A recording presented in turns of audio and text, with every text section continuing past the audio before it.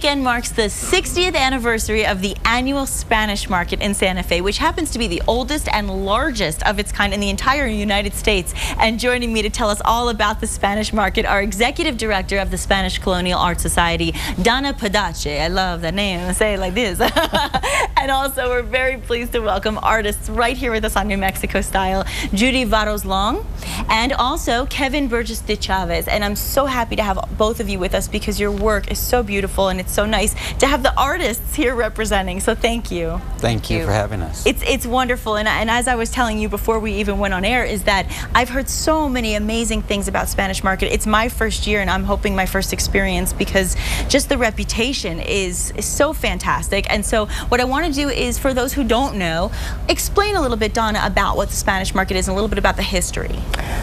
Spanish Market has been held. The very first one was in 1926. It did sort of go into hiatus in the 40s and 50s, and then was resurrected in the 60s. This is our 60th annual, and it represents the traditional Hispanic art of New Mexico and southern Colorado, artists who have a New Mexico roots. And it's held on the plaza in Santa Fe and in the surrounding streets, and we welcome the public. Absolutely, and of course visitors are going to see an array of beautiful art. So tell us a little bit about what we can expect. Well, we have a huge array of artists. Today we have tinsmith and straw applique. We have ironwork, retablo painting, bultos carving. You see a beautiful collaboration piece there, hair comb. That's a hair comb. My gosh, that is a hair comb. Gorgeous. And the textiles we have, this is weaving, and we have a large variety of textile artists, and the full gamut. We're very, very pleased this year in that we have a brand new category. The Spanish Market is very unique in that, unlike most markets, our artists set the standards. They determine what will be acceptable in market, and always traditional methods and materials, because historically we want to make sure that that passes down through the generations. But this new category, the innovations within tradition, it does still require traditional methods and materials, but it's going to allow the iconography to be used in new and, we think, wonderful ways. So we think it's going to be exciting. And less boundaries, and really in art there shouldn't be a lot of rules and boundaries because you have to inspire creativity. And speaking of that, you know, Kevin is a native New Mexican, and your rich heritage has really influenced your work in a lot of ways, and you are also an award-winning artist. So let's talk a little bit about what you've done. Well, I'm really excited about the new innovations category because it allows the artists to take their traditional art form and be more creative, you know, more in tune with the times. And what I've tried to do this year is use the tin and do something different that hasn't been done before with it. So I'm doing things like that piece is the incredible filigree work that traditionally jewelry artists would use. That's what it reminds me of a little bit. So I've just it's gorgeous. done a mirror with the traditional techniques and the twisted filigree wire. And this is another art form that's traditional, is straw applique, which Judy will tell you about. But I've taken those techniques and done it with brass on painted tin to mimic the look of straw applique. It's just so rich and so classy and so beautiful, and I mean, I'm in awe of it. As I told you, I'm not an artist, and so I have so much respect for what you do in the detail. And with what you do, Judy, I mean, what's so amazing is that your work is really inspired by your deep Catholic roots as well. So I love how you've integrated your religious faith with the work you do as an artist. So can you talk a little bit about that?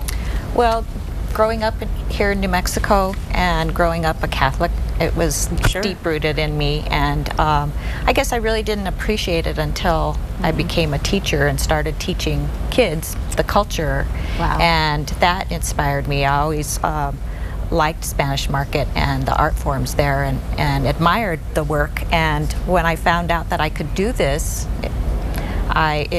just using my Catholic faith inspired me to to do my pieces. And I would imagine it comes from an even deeper passionate place, because the passion that you have for your faith, to be able to be shown and represented in the work you do, it's a beautiful marriage. It's wonderful that you can integrate both. And I want to let everybody know a little bit about what they can expect in addition to the art itself. Let's talk a little bit about the schedule of events, Donna. Well, the schedule actually kicks off tomorrow. We have a luncheon with the artists. This is the first time we're doing that, and nice. I originally planned to have 50 patrons come in and have time to get to know the artists really well. We have 110, and I had to cut it off at that. It was sold out literally within a couple of days. Thursday night, Thursday afternoon at 5:30, we'll have a lecture. It's a layman's lecture about the saints, because so much of the traditional art does deal with religious subjects. Sure. We thought it would be really helpful for those of us who are not Catholic to have a better understanding, and it will be given by Marina Ochoa, who is the Archdiocese historian. That will be at the Guadalupe Sanctuary, just off the square. Friday night is our preview party.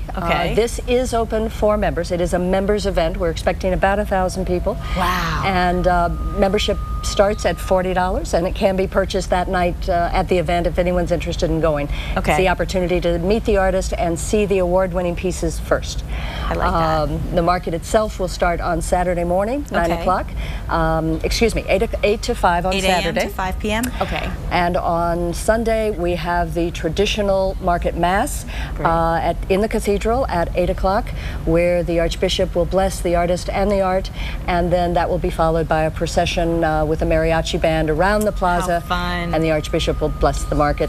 The market will then continue from that point through the day, and there's lots of music, traditional foods, lots of entertainment all day, in addition to the incredible art. It's fun, it's festive, and there's a little history, there's tradition, and there's education all in one, and that's what makes it so special. And so what I want to ask you as artists before we go, what do you hope that the people who come to market take away from what they see? I always wonder what the artists want as an inspiration to the people who see what you do.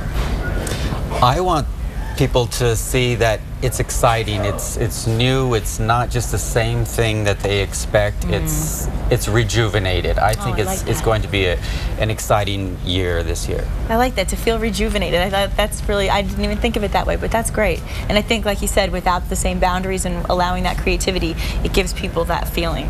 So that's really nice. And what about you, Judy? Well, when I talk to customers or people that come to my booth, sometimes they will look at a piece and they will see something that inspires them, and sometimes I get stories from people just based on something that they see and they can relate to, based on my religion a lot of times, and I hope that what we do as artists will inspire people to do something creative with their life too.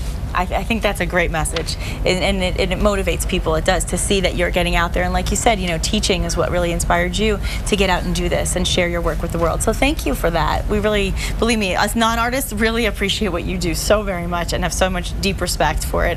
And I want to let all of our viewers know where they can go for more information, Donna.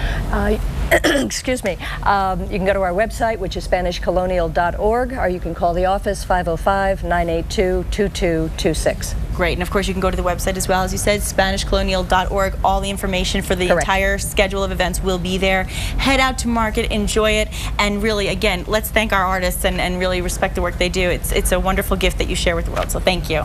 Thank you all for being with us. Thank you. Thank you. And we'll be right back.